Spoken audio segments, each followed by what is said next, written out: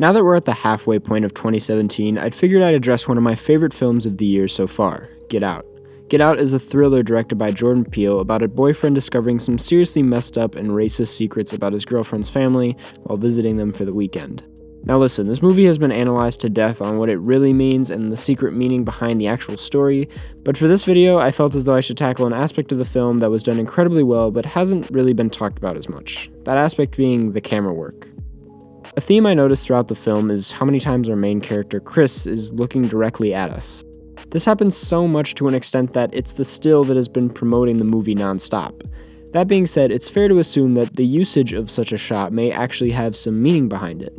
Well, let's look at what it does first. I can't speak for everybody, but when a character looks directly at me, I get a tad uncomfortable. This is usually because this might be done through a breaking the fourth wall situation, which only works a small percentage of the time. How could I possibly be expected to handle school on a day like this? But other times it just feels unnecessary, and when it's done so consistently the way it's done in this movie, it's something worth noting. Usually in these shots I get a sense of closure or connection. Being that it's a thriller, that vibe isn't exactly what I'm getting across when Chris stares me down. Instead, I feel as though our main character is asking for help. The director is shoving these shots down the viewer's throats so that we realize Chris is in trouble and is turning to us to help him. I say this because this shot is done mostly in the initial hypnosis scene, a critical moment where somebody could have done something to avoid what was later to come. Some of the best thrillers come with a sense of frustration, an urge by the audience member to jump into the movie and do something different because the character's oblivious manner usually leads to conflict. But I didn't just kill you. I cut you up into little pieces. It's that feeling of frustration that keeps us coming back to horror films and on the edge of our seats.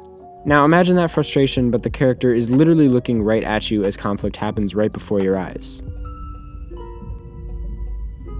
Now you're in the sunken place. This is what makes the thrill in Get Out so effective. There were so many scenes in this film that come with that feeling, but this initial hypnosis is a section where if Chris had left right there, things would have been okay.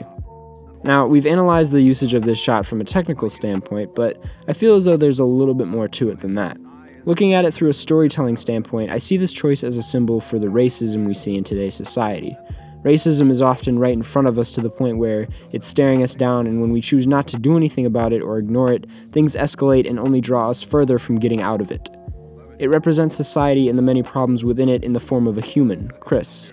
And these societal problems are staring us down and being shown to us directly through the media, yet some of us choose to, like I said earlier, ignore them or not realize the seriousness of such a problem. Now, this last note about seriousness or legitimacy is why I look at this shot in this way and why I believe this was all intentional. Addressing racism and other societal issues has gotten extremely difficult to get across, let alone do so in a subtle tone to make people understand. This is something I touched on just a little bit in my essay about Master of None. Jordan is basically saying you can't understand the fear in a racial context, so here it is in the context of a horror film as a way of getting people to listen, or watch, or even take action. Because in today's society, if anything remotely related to social justice is brought up in conversation in an attempt to teach or inform, anything in that context is brushed over the heads of most listeners. By doing so in the context of a film, the viewer is becoming aware without even knowing it. It's movies like Get Out that make me appreciate filmmaking as a whole at a much deeper level. It pushes the boundaries of how psychological a filmmaker can get with how they get a message across to a viewer, in a time where getting people with opposing views to listen is harder than ever. This isn't to say that filmmaking is going to stop racism, that's ridiculous. It's saying that using film to start a conversation is exactly what Get Out does, and it makes it one of my favorite films of the year so far. As always, don't forget to subscribe, go watch a movie, and thanks for watching.